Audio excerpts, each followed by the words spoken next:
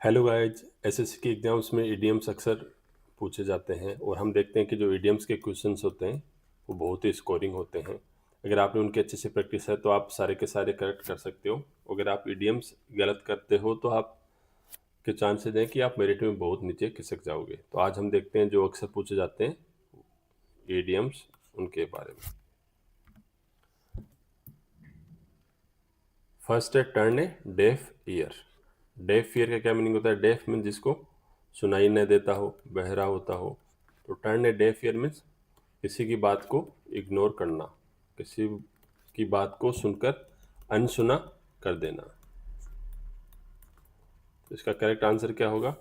Went far away, बहुत दूर चला गया, कोई सेंस नहीं बनता है इसका। तो लिसन केयरफुली, ये तो इसका एंटोनिम हो गया है। मीनिंग किस जगह? Paid no heed. हीड क्या वर्ड है? आपको देखना है कि HEAD ये वर्ड नहीं है, SWD है। हीड का क्या मीनिंग होता है? किसी चीज़ पे गौर करना या फिर किसी चीज़ पे ध्यान देना या ध्यान से सुनना। और फोर्थ है टर्न हिज ईयर अवे, उसने अपने कान को दूर कर लिया। तो ऑब्वियसली करेक्ट आंसर होगा paid no heed. Turn a deaf ear means किसी की बात सुन के अनसुनी कर देना। Next, a fair weather friend. Name से ही पता चलता है फेयर वेदर क्या होगा, जब वेदर अच्छा हो। तो फेयर वेदर फ्रेंड क्या होगा? जब आपके अगर सर्कमस्टेंसेज अच्छे हो, आप गुड टाइम्स में जी रहे हो, आप कोई अच्छी जॉब में हो या फिर अच्छे बिजनेस में अच्छा कर रहे हो, तो उस टाइम पे जो लोग आपके साथ रहेंगे तो वो है फेयर वेदर फ्रेंड्स। अगर वो फ्रेंड्स मुसीबत आते या आपके हार्ड टाइम्स आते हैं तो आपके साथ नहीं रहते हैं, तो ऐसे लोगों को हम बोलेंगे fair weather friends. Friendly only in good time is correct answer. Successful friend, notable friend, jealous friend, these are wrong answer. In the family way. अब फ्रेंड्स, मैं आपको इडियम्स के बारे में बताना चाहूँगा कि इडियम्स के बारे में कोई शॉर्टकट नहीं है, इनको आपको लर्न करना ही रहेगा। कुछ कुछ इडियम्स के अंदर आप क्या कर सकते हो कि इडियम में जो भी वर्ड्स यूज होते हैं उनमें से किसी एक वर्ड से जनरली आइडिया लगा सकते हो कि इसका मीनिंग क्या होना चाहिए, बट आप हमेशा नहीं लगा सकते। तो उनमें से ही एक इडियम है इन द फैमिली वे। इसका क्या मीनिंग होता है? If some woman is pregnant, तो उसके लिए हम कैसे रेफर करते हैं? In the family way. और ये जो ईडियम है ये बहुत पहले ओल्ड टाइम्स में यूज होता था, आजकल it is archaic, it's no longer use, आज के टाइम ज़्यादा यूज नहीं होता है। तो इन द फैमिली वे का करेक्ट आंसर होगा D, pregnant. Next, to smell a rat. क्या मीनिंग होगा? To smell foul. फाउल क्या होता है? Foul smell means very bad. To see a rat, चूहे को देखना। To chase a rat, chase क्या होता है? किसी के पीछे, किसी का पीछा करना, किसी के पीछे दौड़ना। और टू बी सस्पिशियस, किसी पे शक होना। तो टू स्मेल ए रेट का क्या मीनिंग होता है? करेक्ट आंसर कि आपको किसी पे शक होना कि वो आपके विरुद्ध काम कर रहा है। तो correct answer is to be suspicious. Next, to flog a dead horse. अभी मैं आपको बता रहा था कि कुछ कुछ ईडियम्स ऐसे हैं जहाँ पे उनके जो इंडिविजुअल वर्ड्स का मीनिंग होगा, तो उनके हिसाब से आप कुछ कुछ ऑप्शंस को एलिमिनेट कर सकते हैं और उनके सही आंसर तक आ सकते हैं। ये वाला ईडियम वैसा ही है। डेड हॉर्स हमें पता है कि जो हॉर्स मर चुका है। और फ्लो का क्या मीनिंग होता है? फ्लोग मीन्स चाबुक। जिस चाबुक से हम हॉर्स को मारते हैं, उससे हॉर्स को काबू में करते हैं, उसको हम बोलते हैं फ्लॉग। तो to flog a dead horse का मतलब कि एक हॉर्स है जो मर गया है फिर भी हम उसको चाबुक मारे जा रहे हैं। तो हमें पता है जो मर गया है उसको तो हम वैसे भी कंट्रोल नहीं कर सकते। तो फर्स्ट ऑप्शन क्या है? To whip a dead horse. Whip क्या है? सिनोनिम है किसका? फ्लॉग का। विप भी क्या होता है? चाबुक। Next, attempt to do the impossible. कोई काम है जो नामुमकिन है, उसको कोशिश करने की कोशिश करना। वेस्ट वंस एफर्ट्स, खुद के जो एफर्ट्स हैं, खुद का जो परिश्रम है उसको वेस्ट करना। And to take advantage of a weakness, किसी की कमजोरी का फायदा उठाना।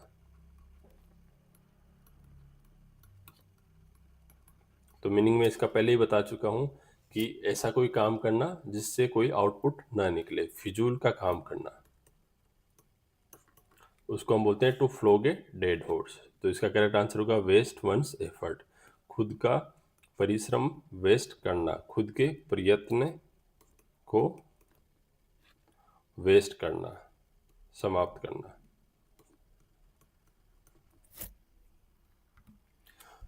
Sixth, rainy days. Rainy days को आप इस तरीके से समझिए कि बारिश हो रही है, बारिश होने से क्या होता है, हर जगह कीचड़ हो जाता है।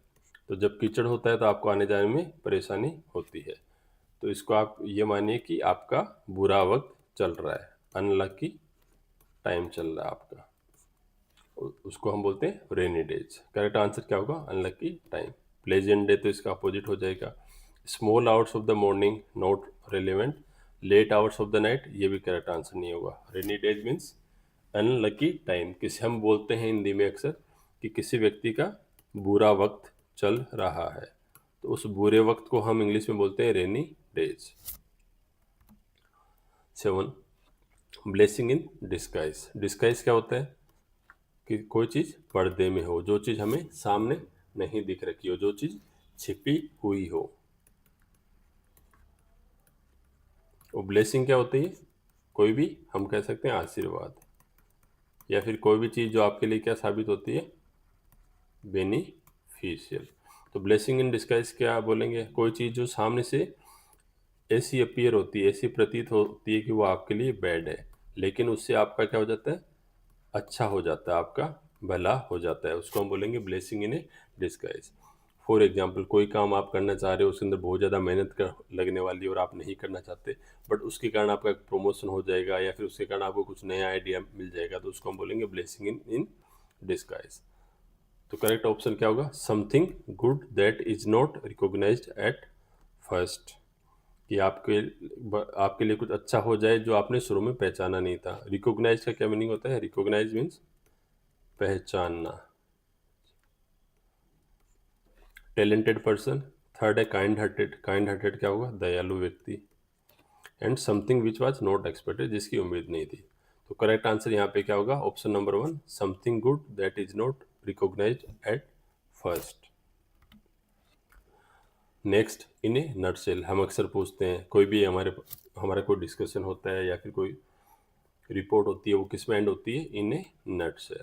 तो इन ए नटसेल का क्या मीनिंग होता है, आपने पूरे इसी को डिस्क्राइब किया, फिर आप क्या बोलोगे, in a nutshell. In a nutshell means in a brief, या फिर हम बोल सकते हैं इसको किसी चीज़ की समरी है, और हम क्या बोल सकते हैं इसको, किसी चीज़ का जिस्ट है, और क्या बोल सकते हैं, किसी चीज़ को रिकेपिचुलेट करना।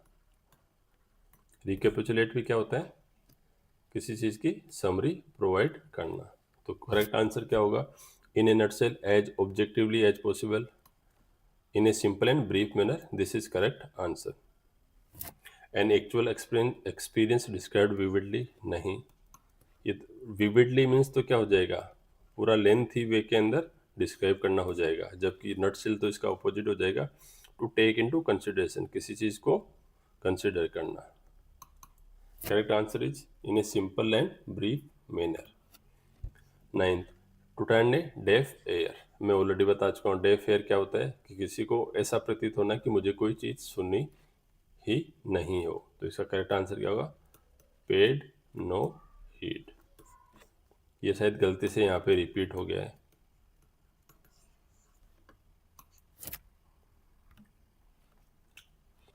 नेक्स्ट, ग्रीन आइड फ्रेंड्स।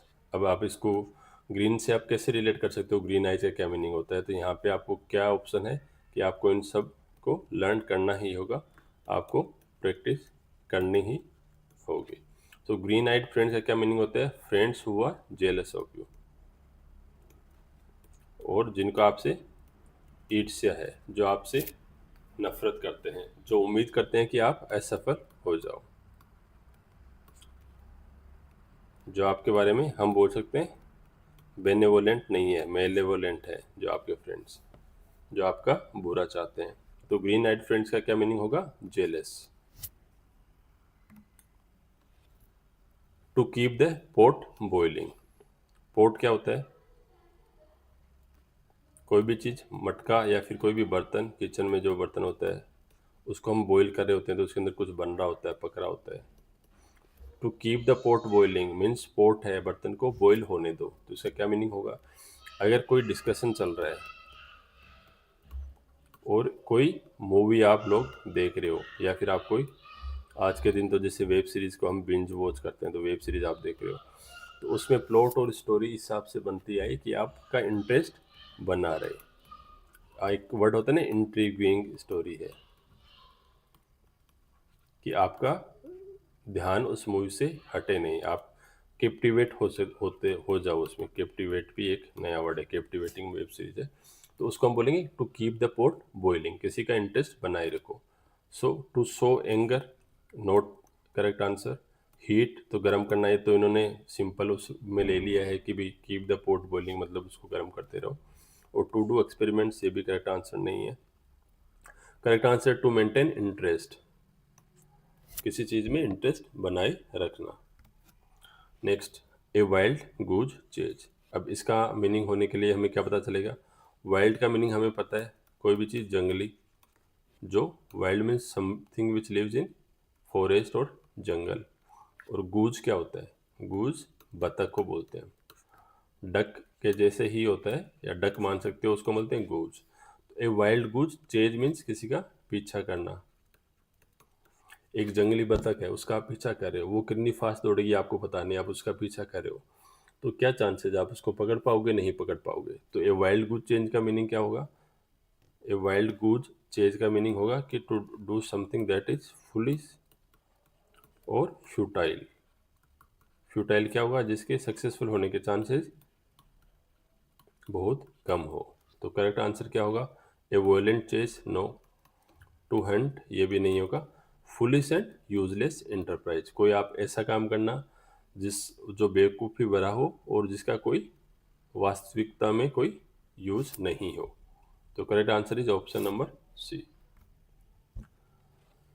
Next, white elephant.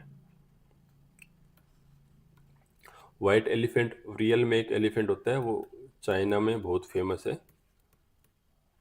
लेकिन वाइट एलिफेंट को क्या होता है कि मेंटेन करना क्या होता है? बहुत कॉस्टली होता है, बहुत एक्सपेंसिव होता है।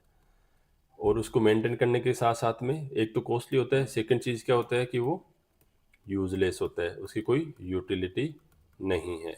तो इसलिए क्या ईडियम बना? White elephant. तो वाइट एलिफेंट मीन्स कोई भी ऐसी चीज़ जो बहुत ज़्यादा एक्सपेंसिव या कॉस्टली है, बट आपके लिए उसका कोई मीनिंग नहीं है, आपके लिए उसकी कोई यूटिलिटी नहीं है, आपके पास कोई उसका यूज नहीं है। तो करेक्ट आंसर क्या होगा? Very huge item, no. Costly but useless possession, this is the correct answer. कि कोई ऐसी चीज़ जो बहुत महंगी है बट आपके लिए उसका कोई यूज नहीं है। 14, अपहिल टास्क। अपहिल क्या होता है? ये क्या है? माउंटेन है कोई। अब इस माउंटेन पे आप ऊपर की तरफ चढ़ रहे हो,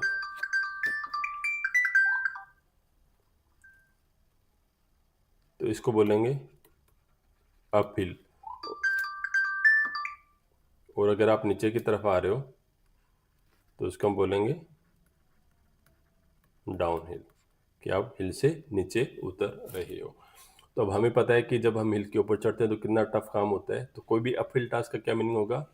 कोई भी टास्क होता है which is very difficult task, उसको हम बोलते हैं uphill task. So correct answer will be difficult task. Next, reading between the lines. कि बुक के अंदर पेजेस कैसे होते हैं? ये आपकी बुक का पेज है, तो इसके अंदर फर्स्ट लाइन पे यहाँ कुछ लिखा हुआ है, सेकंड लाइन में ये लिखा हुआ है, थर्ड लाइन में ये लिखा हुआ है, फोर्थ में लिखा हुआ है।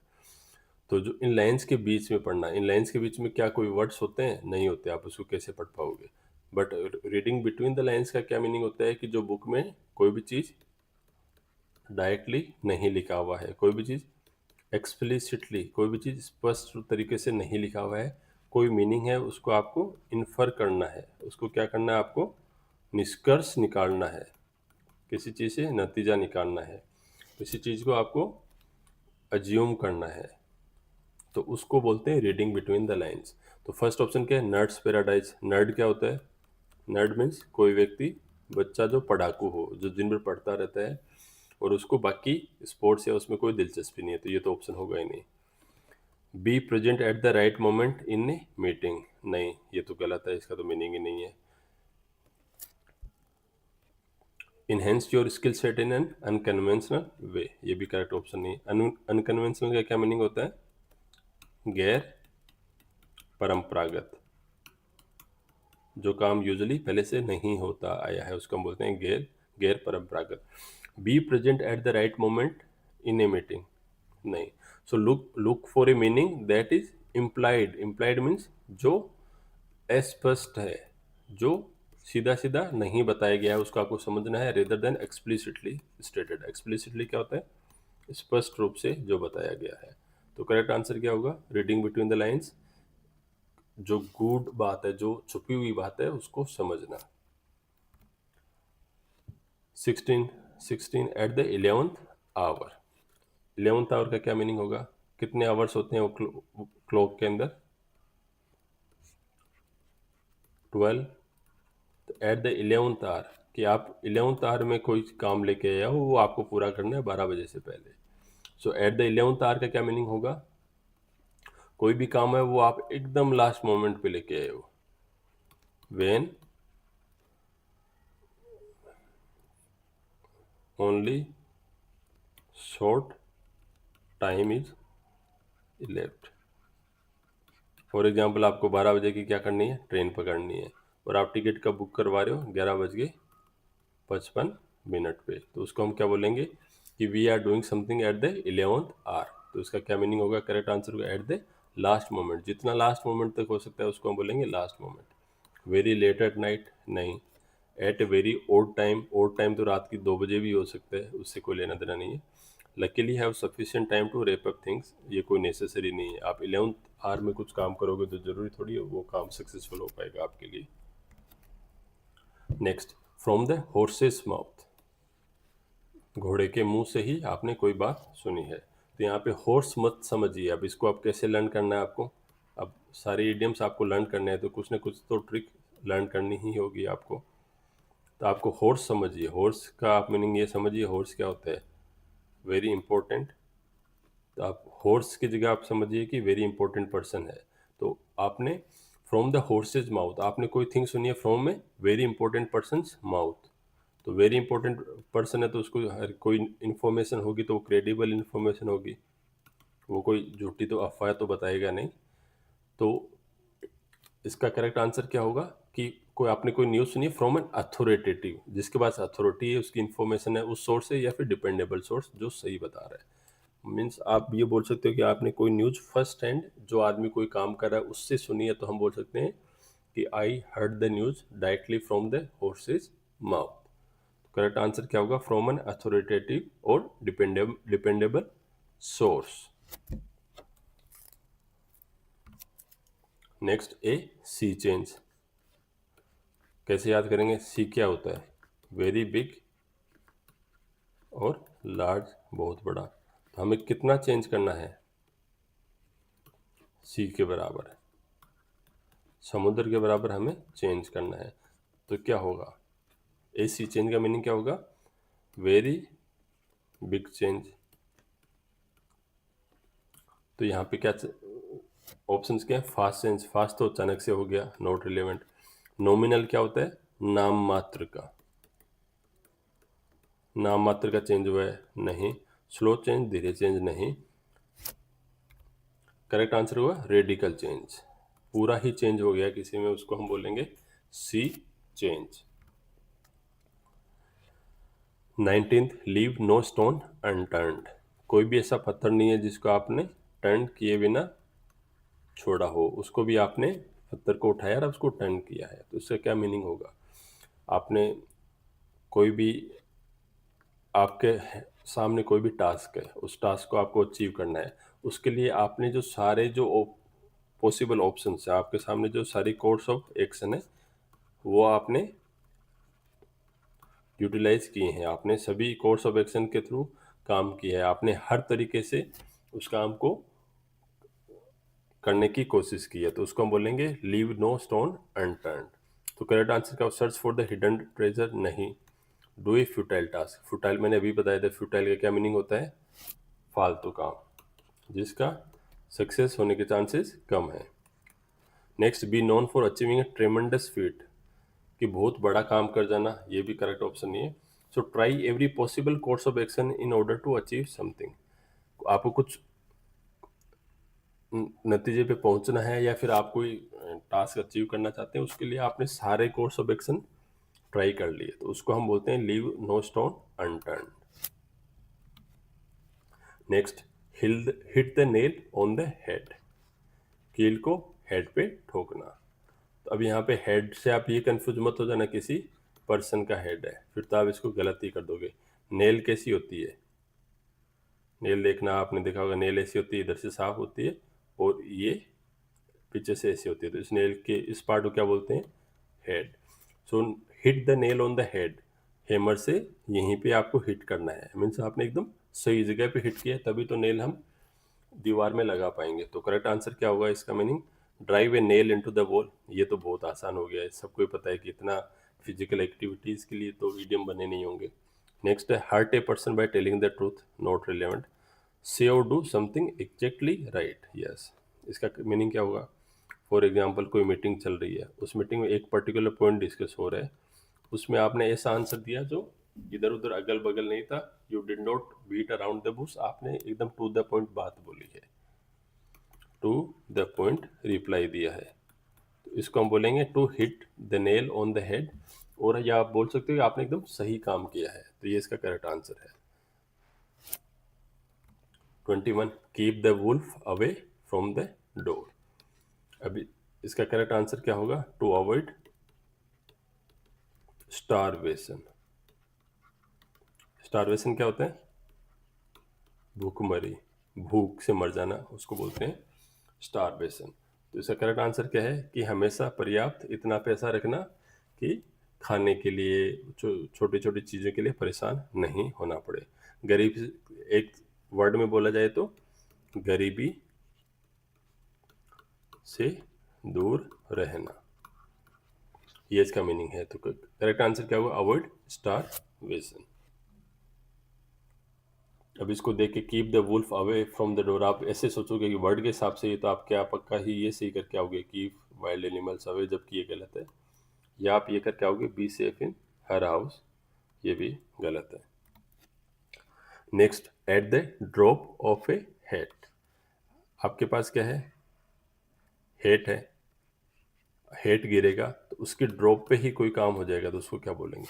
अगर हेट गिरा, फटाक से गिरेगा हेट, तो उतने में ही आपको काम करना है, तो उसका क्या मीनिंग होगा, कोई चीज़ आपने इंस्टेंटली और फटाक से, और बोल सकते हो आप तुरंत आपने कोई काम कर लिया है, तो उसको बोलेंगे at the drop of A hate. तो करेक्ट आंसर क्या होगा, इंस्टेंटली। नॉर्मली गलत आंसर है, फ्रीक्वेंटली भी नॉट रिलेटेड, और यूजली भी गलत आंसर है। Next, in a Flutter. Flutter का क्या मीनिंग है, फ्लटर मीन्स कोई भी ऐसी स्टेट जहाँ पे आप बहुत ज़्यादा एक्साइटेड हो, या फिर आपकी लाइफ का बहुत ही कोई हैप्पी मोमेंट आने वाला हो, जैसे आपकी शादी होने वाली हो, या फिर आपका किसी जॉब के लिए सिलेक्शन हो हुआ हो, या आपका कोई बिजनेस है वो सक्सेसफुल हो गया हो, और उसके कारण से आप, सिंस आप एक्साइटेड हो तो नर्वस भी हो सकते हो, तो उस स्टेट को बोलते हैं हम इन ए फ्लटर। तो करेक्ट आंसर क्या होगा, फ्राइटेंड। फ्राइटेंड मीन्स तो डरा हुआ, गलत आंसर है। Very angry, no. In a jovial mood, jovial क्या होता है, जोवियल मीन्स वेरी हैप्पी, खुश। And in a state of nervousness, तो करेक्ट आंसर क्या होगा, in a flutter, in a state of nervousness. Next, to cut corners, corners को cut करना। So something is better than nothing, नहीं। To look disappointed for something, किसी चीज़ के लिए बहुत हताश हो, नाराज हो। To take shortcuts and to sniff something wrong. तो करेक्ट आंसर क्या होगा, आपको कुछ काम अचीव करना है बट आप इतने उतावले हो, आप वेट नहीं करना चाहते, तो आप शॉर्टकट्स लेते हो, किसी अर्जेंट स्टेप होती है जो इंपॉर्टेंट स्टेप है उसको अवॉइड करते हो, तो उसको बोलते हैं to cut corners, to take shortcuts. Next, break the ice, point out someone's fault deliberately. Fault तो पता ही हमें, खामियां। डिलिबरेटली क्या होता है? जान बूझकर, किसी की कमियों को जानबूझकर उजागर कर देना। Point out the distress among a specific community. Distress क्या होता है? किसी में अगर कोई वो चल रही है, दुविधा चल रही है, कोई भी डिस्ट्रेस है, किसी में भी कुछ भी दुख चल रहा है, किसी भी स्पेसिफिक कम्युनिटी को उसको पॉइंट आउट करना, सबके सामने बताना। To initiate a social conversation और इंटरेक्शन, कोई भी किसी पर्टिकुलर मोमेंट पे किसी कन्वर्सेशन को, किसी वार्तालाप को शुरू करना। और to make arrangements for a feast. Feast क्या होता है? अच्छा खाना हो, जहाँ पे फीस्ट, कम्युनिटी ईटिंग हो, सारे लोग एक साथ आते हैं और खाने का आनंद लेते हैं, जैसे शादी में होता है। तो ब्रेक द आइस का क्या मीनिंग होता है? ब्रेक द आइस का आप इससे याद कीजिए कि ये किस सेटअप में यूज होता है, कि आपको एक मीटिंग के लिए बुलाया गया है। अब उस मीटिंग में आपके अलावा 5 लोग और हैं या 10 लोग और हैं, लेकिन आप किसी को भी जानते नहीं हो। तो आपको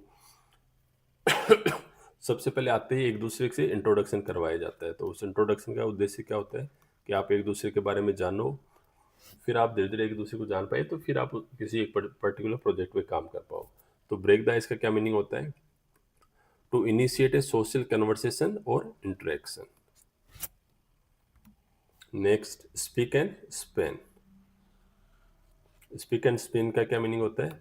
his house was speak and span means neat and clean. Hindi में इसको अगर हम बोले तो बोलेंगे एकदम साफ सुथरा, उसका घर एकदम साफ सुथरा था। तो करेक्ट आंसर क्या होगा? Neat and clean. Next, a fool's paradise, एक बेवकूफ व्यक्ति का स्वर्ग। करेक्ट ऑप्शन क्या होगा? To live in the past, to have happy dreams, to live in illusions and paradise of idiots. तो इल्यूजन्स क्या होते हैं? इल्यूजन क्या होता है? छलावा। कोई चीज़ जो एग्जिस्ट नहीं करती हो रियलिटी में, बट वो व्यक्ति सोचता है कि ऐसा ही है, तो उसको बोलते हैं लिव इन इल्यूजन्स। सो ये फूल्स पैराडाइज का करेक्ट आंसर क्या होगा? To live in illusions. कोई व्यक्ति होता है, वो किसी छलावे में रह रहा होता है, कि उसको लगता है कि उसके साथ तो उसने ये अचीव कर लिया, जबकि उसके पीछे कई सारे फैक्टर्स होते हैं जो उसको पता ही नहीं होता या रियलिटी का पता नहीं होता। तो देखा जाए तो वो खुद बेवकूफ़ बन रहा होता है। तो ये फूल्स पैराडाइज का मीनिंग होगा छलावे में रहना, झूठ मूठ का खुश होना। Next, to take someone for a ride. अब इसको देख के आपको क्या लगता है कि कोई भी व्यक्ति है, किसकी आपने हेल्प की है, किसको आपने क्या किए, लिफ्ट दी है, उसको राइड के लिए ले गए हो, लेकिन ऐसा बिल्कुल भी नहीं है। इसका क्या मीनिंग होता है? To take someone for a ride का क्या मीनिंग होता है? किसी को धोखा देना, टू डिसीव समवन, किसी को धोखा देना। डिसऑनेस्टी से किसी के साथ पेश आना। तो करेक्ट आंसर क्या होगा? To deceive someone. देखिए यहाँ पे एसएससी ने ऑप्शन भी दे दिया, to give a right to someone. ऐसा ऑप्शन लगभग एक रहता है, ये जो लोग ज़्यादातर लोग जिन्होंने इसको अच्छे से पढ़ा नहीं है वो इसी ऑप्शन को सही करेंगे। To be indifferent. इनडिफरेंट क्या होता है? उदासीन।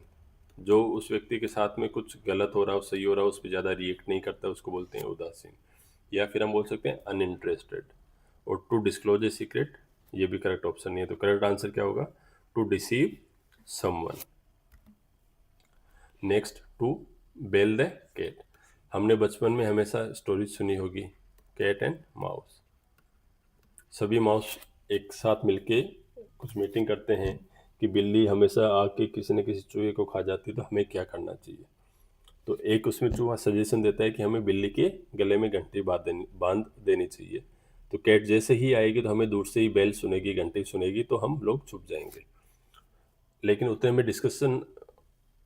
में क्वेश्चन ये आता है कि वो बंदा होगा कौन जो बिल्ली के गले में घंटी को बांधेगा। तो वहीं से इस ईडियम की शुरुआत हुई है, ये ही ओरिजिन है उस ईडियम का। तो बिल्ली को कौन जाके घंटी बांधने जाएगा? जो जाएगा उसको तो बिल्ली खाई जाएगी। सो इसको बोलते हैं to bell the cat means कोई बहुत रिस्की काम हो, वेरी रिस्की टास्क हो, उसको बोलते हैं टू बेल द कैट। तो करेक्ट आंसर क्या होगा? To tie bell to a cat's neck, obviously देख ले, मैं हमें लास्ट में भी बता रहा था, सिंपल लिटरल मीनिंग का एक ऑप्शन दे देंगे आपको SSC. To take lead in danger, खतरे में भी आपको लीड करना, ये इसका करेक्ट आंसर है। To make noise, no. To be alert of the enemy, ये भी इसका करेक्ट आंसर नहीं है। Next, rank and file. Rank and file का क्या मीनिंग होगा? रैंक एंड फाइल इडियम कहाँ से बना है? पहले के टाइम में जब आर्मी की बात होती थी, तो आर्मी में क्या होते थे कि जैसे जवान है तो कैसे खड़े रहेंगे वो, जब उनकी रिपोर्टिंग होती थी तो लाइंस में खड़े रहते थे, 3 3 की लाइन में। तो इन जो लाइंस को क्या बोलते थे? इसको रैंक बोलते थे और इसको फाइल बोलते थे। ये क्या होती थी? फाइल, और ये क्या होती थी? रैंक। और जो ऑफिसर्स होते थे वो सामने खड़े रहते थे। तो इसलिए रैंक एंड फाइल हो गए। तो रैंक एंड फाइल किसके लिए यूज होता है? स्पेशली आर्मी में यूज होता था किसके लिए? जो लोग ऑर्डिनरी पीपल हैं, या फिर जो लोग जो नीचे के लोग हैं, जैसे इंडियन आर्मी में बोल सकते हैं जवान बोल सकते हैं, या फिर पुलिस ऑर्गेनाइजेशन में हम कॉन्स्टेबल्स को बोल सकते हैं, तो उनको बोलते हैं रैंक एंड फाइल। तो इसका करेक्ट आंसर क्या होगा? Common people of an organisation. Officers तो होगा नहीं, पीपल ऑफ हाई रैंक भी नहीं होगा, और आर्मी पर्सनल नहीं होगा। ये तो कहावत आर्मी के बैकग्राउंड से बनी है। सो करेक्ट आंसर क्या होगा? Common people. Next, Lions share, शेर का हिस्सा। तो आप ये समझिए कि जंगल में कौन होता है सबसे बड़ा एनिमल और ताकतवर और पावरफुल? कौन होता है? लायन होता है। तो लायन का जो हिस्सा होगा वो भी क्या होगा? सबसे बड़ा, वेरी बिग, और यू कैन से बिगेस्ट, सबसे बड़ा। सो लायन शेयर क्या होगा? द लार्जर पार्ट, वर्दी पार्ट, स्मॉलर पार्ट और स्ट्रॉन्गर पार्ट। तो करेक्ट आंसर क्या होगा? Larger part. जो सबसे बड़ा हिस्सा है किसी चीज़ का वो है लायंस शेयर। हम बोल सकते हैं कि सेंटेंस बना सकते हैं, he got the lion's share of his father's property.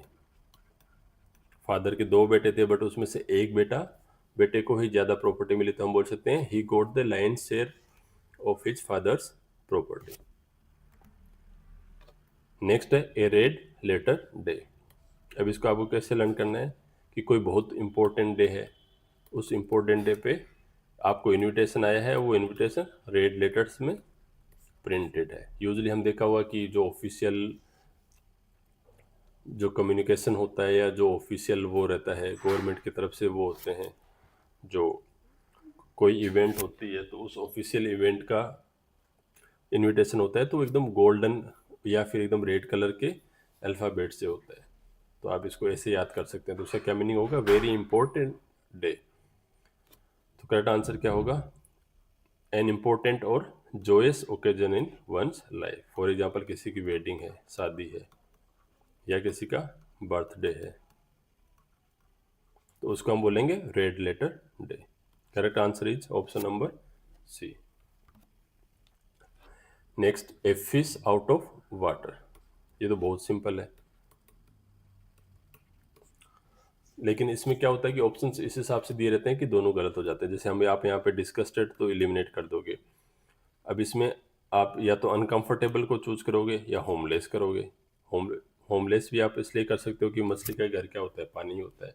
लेकिन फिश आउट ऑफ वाटर क्या होता है? जैसे ही फिश पानी से बाहर आती है तो क्या होती है? उसको सांस नहीं आता है, तो सी स्टार्ट फीलिंग अनकंफर्टेबल। इसी तरह ये ईडियम कहाँ यूज होता है कि आप ऐसे किसी पार्टी में गए या मीटिंग में गए या ऐसे कोई फंक्शन में गए जहाँ आप किसी को नहीं जानते हो, तो आप वहाँ क्या फील करते हो? अनकंफर्टेबल फील करते हो। तो ए फिश आउट ऑफ वाटर क्या होता है? करेक्ट आंसर क्या होगा? Uncomfortable. Next, पायरिक victory, very very important, बहुत बार पूछा गया है, हमेशा प्रीलिम्स में भी और मेंस में भी। पायरिक विक्ट्री का क्या मीनिंग होता है? पायरिक विक्ट्री का मीनिंग ये होता है कि 2 पार्टी हैं, ए और बी, या फिर 2 कंट्री है, तो उनकी क्या हो रही है? वॉर हो रही है। तो उसमें सपोज ये करो कि इस आर्मी के 1 लाख लोग हैं, सोल्जर्स हैं, और इसके 1000 सोल्जर्स हैं। तो इन 1000 सोल्जर इतने ब्रेव हैं कि इन्होंने इनके 90,000 सोल्जर को ख़त्म कर दिया, 10,000 सोल्जर बचे हैं, और ये सारे के सारे मर गए। तो अब इसके अंदर जीत किसकी हुई? विनर कौन हुआ है? ए विनर हुआ है, कंट्री ए या फिर टेरिटरी ए विनर हुई है और ये कौन हुआ है, लूजर हुआ है। पर नुकसान किसको ज़्यादा हुआ है, इसके 10,000 सोल्जर मरे हैं और इसके 90,000 सोल्जर मरे हैं। तो पायरेक विक्ट्री हम इसके लिए यूज करते हैं कि इतनी बुरी तरह बुरी बहुत बड़ा नुकसान होने के साथ में बड़े नुकसान के बावजूद जीत हो जाती है। लेकिन वो जीत का मज़ा नहीं रहता है क्योंकि बहुत ज़्यादा नुकसान हो चुका होता है, तो उसको हम बोलते हैं पायरिक विक्ट्री। तो करेक्ट ऑप्शन क्या होगा, फर्स्ट परमानेंट विक्ट्री, नहीं, ऑप्शन गलत है। सेकंड डिफीट, डिफीट तो हो ही नहीं रही, जीत रही है। तीसरी इजी विक्ट्री भी नहीं है। फोर्थ है विक्ट्री एट हाई कॉस्ट, ये देखिए ये करेक्ट आंसर होगा कि जीत हासिल हुई है पर उस जीत हासिल करने के लिए उन्होंने बहुत कुछ खोया है। Next, an axe to grind. An axe to grind का क्या मीनिंग रहेगा कि भी कोई भी व्यक्ति होता है उसका खुद का कुछ पर्सनल मोटिव है और उसका कुछ पर्सनल इंटरेस्ट है किसी सिचुएशन में, किसी काम के अंदर, वो खुद का अपना फायदा देखना चाहता है।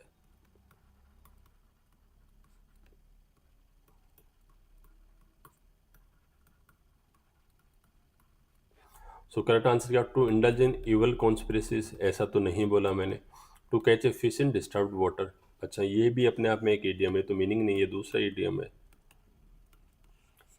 क्या बोल रहा है कि जो पानी हो जो डिस्टर्ब हो रखा हो उसमें से फिश पकड़ना, तो पानी जब डिस्टर्ब होगा तो फिश एक तरफ आ जाएंगे तो उनको पकड़ लेना, तो इसका क्या मीनिंग होता है, किसी के बुरे वक्त का फायदा उठाना, उसको हम क्या बोलते हैं, to catch a fish in disturb water.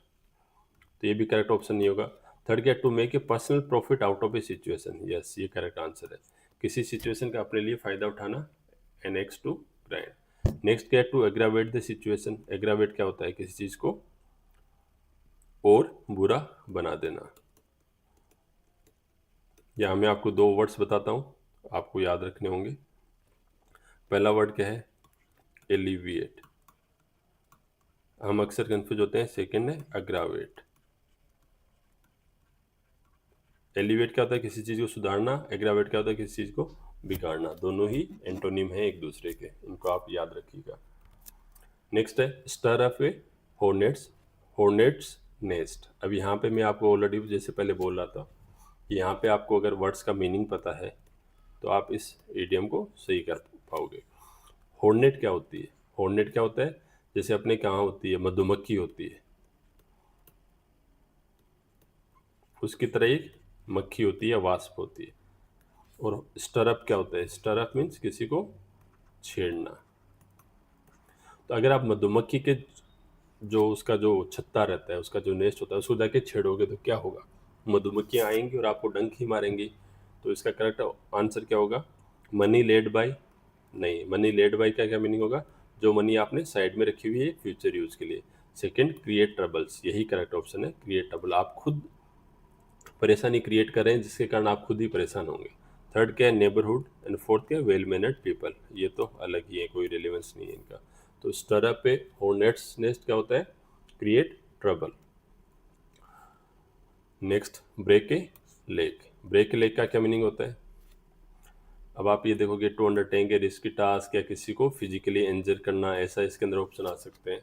But break a leg का क्या मीनिंग होता है, to wish somebody good luck, और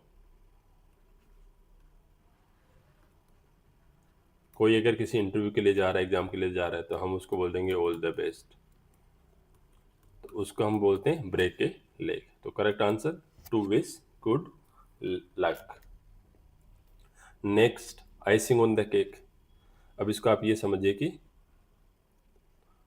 आपने बर्थडेज में सबने केक तो काटा होगा, जो केक होता है अलग अलग फ्लेवर्स में ये आता है, लेकिन आपने देखा होगा केक के ऊपर यहाँ पे अलग अलग ब्यूटीफुल पैटर्न्स बने होंगे। जैसे अगर कोई बच्चा है, किड्स हैं, तो वहाँ पे क्या छोटे छोटे अगर कार्टून के शेप्स के डिजाइन्स बनी हुई होंगे। तो ये जो डिजाइन्स होती हैं कार्टून के शेप की जो होती हैं यूजली, ये आपने देखा होगा कि ये अलग ही क्रीम की बनती हैं, ये क्या होती हैं, नॉट टेस्टी, टेस्टी नहीं होती हैं। तो इनकी क्या होती है, हमें क्या खाने में टेस्ट बढ़ रहा है केक का, नहीं बढ़ रहा है, बट ये क्या है, डिज़ाइन को इन्हांस करती हैं। तो कोई ऐसी चीज़ होती है जो हमारे लिए कोई क्वालिटी में कोई इम्प्रूवमेंट नहीं लाती है बट देखने में अच्छा लगता है। तो इसका करेक्ट आंसर क्या होगा? An attractive but inessential addition और इन्हांसमेंट। कोई चीज़ में हमने कोई चीज़ नई चीज़ ऐड की है या सुधार किया है। इन्हांसमेंट क्या है? सुधार किया है, कोई नया फीचर हमने ऐड किया है, तो वो उसके कारण देखने में अट्रैक्टिव लग रहा है बट कोई फर्क नहीं पड़ा है उसकी क्वालिटी में, तो उसको हम बोलेंगे आइसिंग ऑन द केक। जैसे आप देख सकते हो ऊपर डिजाइन बनाने से केक का टेस्ट थोड़ी बढ़ा है, लेकिन वो देखने में सुंदर लगने लग गया है। तो correct answer is option B. Next, devil's advocate. अब ये बहुत ही इंटरेस्टिंग है और इम्पोर्टेंट भी है। डेविल्स एडवोकेट मीन्स, जैसे पुरानी माइथोलॉजी में क्या होता है, एक तरफ डेविल है, एक तरफ क्या है, गॉड है। तो डेविल्स की तरफ से कोई बात करने वाला है उसको हम बोलेंगे डेविल्स एडवोकेट। लेकिन ऐसा नहीं है, हम इसको इस तरीके से आप समझिए कि कोई डिबेट चल रही है, उस डिबेट के अंदर आपको कोई डिसीजन लेना है। अब आपको सामने अपोज करने के लिए कोई नहीं है, तो आप क्या बोलोगे? एक किसी दूसरे बंदे को बोलोगे कि भाई तू इसके मुझे डीमेरिट्स गिनवा या फिर इसके डिसएडवांटेज कुछ गिना। तो आपको क्या करना होता है, जो आपका पॉइंट है उसके अगेंस्ट में कोई नेगेटिव पॉइंट रखना होता है ताकि आप डिस्कशन को बढ़ा सके, या फिर आपके ऑप्शंस हैं उनको आप एक्सप्लोर कर सके कि ये भी हमारे पास वो है, ऑप्शन है। तो उसको बोलते हैं डेविल्स एडवोकेट। सो आंसर क्या होगा? Someone who presents A counter argument. जो आपने जो भी आर्ग्यूमेंट दिया है उसका काउंटर आर्ग्यूमेंट जो देगा उसको हम बोलेंगे डेविल्स एडवोकेट।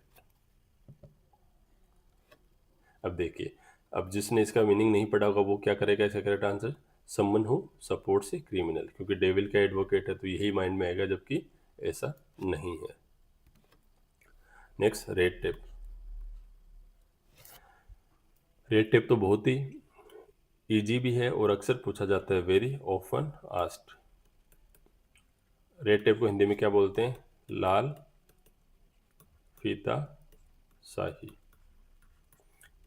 इसका क्या मीनिंग होता है कि जो गवर्नमेंट जॉब्स के लिए स्पेशली यूज होता है, गवर्नमेंट प्रोसीजर्स के लिए यूज होता है। गवर्नमेंट के कोई भी जो काम होते हैं उसमें इतनी सारी प्रोसीजर होती हैं, उनको सबको एक के बाद एक पूरा करना होता है, ताकि उनका कोई सबका कोई इतना यूटिलिटी नहीं होती, फिर भी वो प्रोसीजर पूरी करनी होती है। तो इसके चक्कर में क्या होता है, कोई भी काम में डिले हो जाता है। हमें कोई फ्लाईओवर बनाना है उस सिटी में, 1 साल में फ्लाईओवर बनना चाहिए था बट 4 साल लग गए, क्योंकि पहले ये प्रोसेस, टेंडर दो, उसके लिए प्रोसेस होनी चाहिए, XYZ, फिर इंस्पेक्शन होगा। तो उसको हम क्या बोलते हैं? Red tape. तो रेड टेप को करेक्ट आंसर क्या होगा? Formal procedures. अननेसेसरी गवर्नमेंट की जो फॉर्मल प्रोसीजर्स हैं और जिनके कारण डिले भी हो सकता है एक्स्ट्रा, उसको बोलते हैं रेड टेप। और इसके लिए हम दूसरा वर्ड रेड टेपिज्म भी यूज कर सकते हैं, red tapism. 41, run around in circles. Circles में ही आप दौड़ रहे हो। तो कहने का क्या मतलब है कि आप सर्कल में दौड़ रहे हो, जहाँ से आपने रनिंग स्टार्ट की है आप वहीं पे पहुँच के, कोई आउटपुट तो है ही नहीं। सो करेक्ट आंसर क्या होगा? To keep doing something without achieving much. यही इसका करेक्ट आंसर है कि कोई काम है, आप कोई टास्क है, आप वो उसको करते जा रहे हो, आपने बहुत सारे डेज उसमें स्पेंड कर दिए बट आपने कुछ भी अचीव नहीं किया है, तो उसको बोलेंगे हम run around in circles. To keep running, to set a record नहीं। To work excessively hard by keeping two jobs, ऐसा तो कहीं है नहीं। And to remain busy with your work, ये भी इनकरेक्ट ऑप्शन है। तो करेक्ट ऑप्शन क्या है कि कोई फिजूल का काम करते रहना जिससे आपको कुछ ज़्यादा अचीवमेंट हो नहीं, तो उसको हम बोलेंगे run around in circles. Next, through thick and thin. तो अब थिक और थिन को आप ऐसे समझिए कि थिक क्या है आपके लिए? गुड टाइम्स है आपकी लाइफ के, और बैड, थिन क्या है? आपकी लाइफ के बैड टाइम्स, जिसमें आप परेशान हो, जिसमें आप डिसअपॉइंटेड फील कर रहे हो, जिसमें आप सैड फील कर रहे हो। So through thick and thin मतलब ऐसा व्यक्ति जो आपके अच्छे और बुरे वक्त दोनों में मदद करे। अच्छे बुरे वक्त में साथ देने वाला फ्रेंड को हम क्या बोल सकते हैं? या हम बोल सकते हैं thick, through thick and through. तो करेक्ट आंसर क्या होगा? When there was a lot of work to be done, not relevant, in good and bad times, yes, on occasions when he had a lot of money even though he has put on weight। So option C आपने पढ़ा हुआ, option C तो किसका description है? Fair weather friend का। ये भी हमने देखा है तो एक तरीके से देखा जाए तो फेयर वेदर फ्रेंड और through thick and thin friend होगा, वो दोनों एक दूसरे के हैं antonym. Next, bolt from the blue. Bolt from the blue क्या है? इसका कोई ऑप्शन नहीं है, इसमें आपको क्या करना पड़ेगा, इसमें आपको लर्न ही करनी पड़ेगी इसकी spelling. So bolt from the blue का क्या मीनिंग होगा?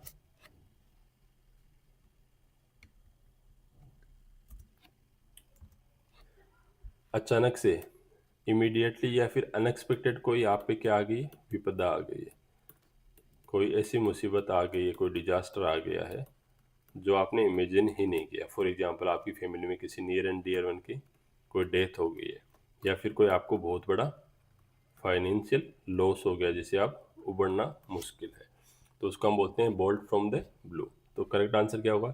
Thunderstorm, no. An unexpected disaster, yes. Windfall तो क्या होता है? अचानक से बहुत सारा पैसा मिल जाना, ये तो अपोजिट हो जाएगा इसका। N ominous warning. ओमिनस क्या होता है? ओमिनस बना हुआ है ओमेन वर्ड से, तो इसका क्या मीनिंग होता है? किसी अपशकुन, कोई भी अपशकुन या फिर कुछ बुरा होने की आशंका। Next, couch potato.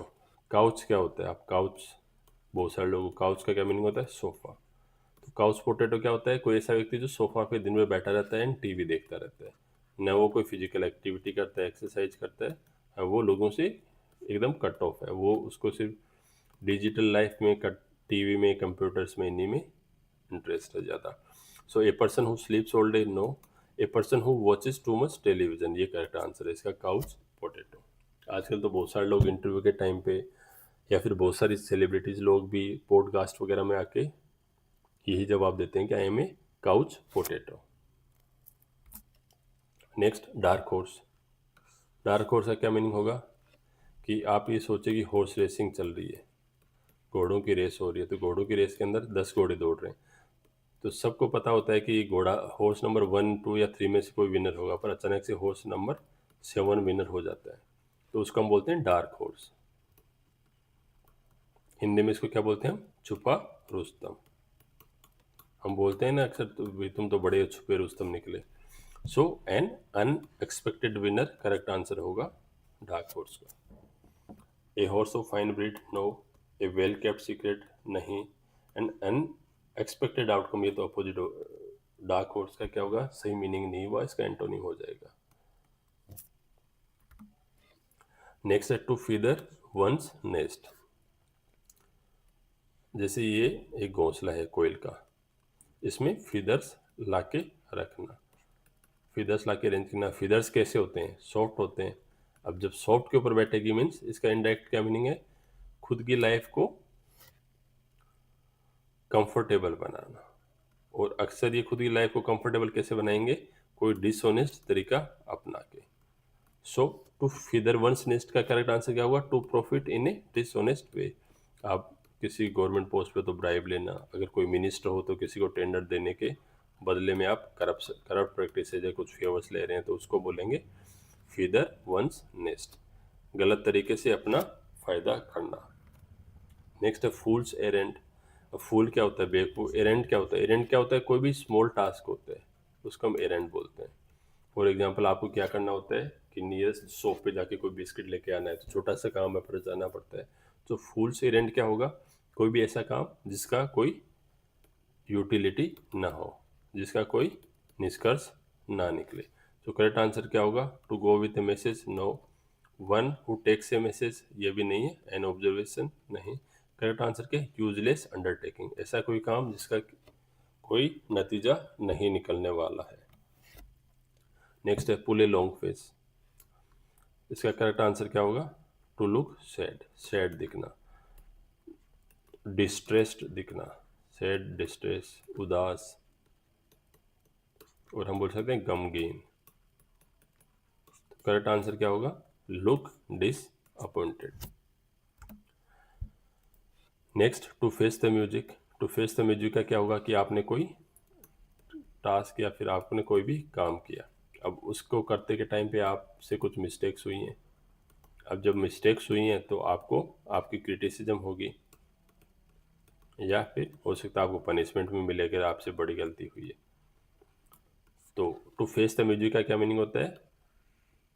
यही मीनिंग होता है कि आपने कोई भी टास्क किया उसकी या तो क्रिटिसिज्म होगी या पनिशमेंट मिलेगा। तो ये मीनिंग है फेस द म्यूजिक का। करेक्ट आंसर क्या हो? To bear the criticism, to listen to a favourable comment, no.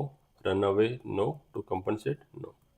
Correct answer क्या होगा? टू बियर द क्रिटिसिज्म, या फिर टू गेट द पनिशमेंट, और to bear the consequences of one's actions भी बोल सकते हैं। नेक्स्ट है to paint the town red, पूरे शहर को लाल रंग में पेंट कर देना। तो ऑप्शन क्या दिया इसमें? पेंट द हाउसेज रेड, ऐसा कुछ भी नहीं है। मैं अक्सर बोल चुका हूँ कि अगर ऐसा होता तो ये एडीएम ही नहीं हुआ ना, ये तो फिर नॉर्मल वर्ड या नॉर्मल सेंटेंस हो गया। ऐसे तो हजारों सेंटेंस हैं। सो टू पेंट द टाउन का रेड क्या होता है कि आप बेफिक्र होकर कहीं बाहर जाना, एंजॉय करना, और जिसको हम आजकल आजकल जो जेन जी क्या बोलती है, पार्टी कल्चर, कि जाना, पार्टी करना, शराब पीना, मज़े करना, या to have a lively time.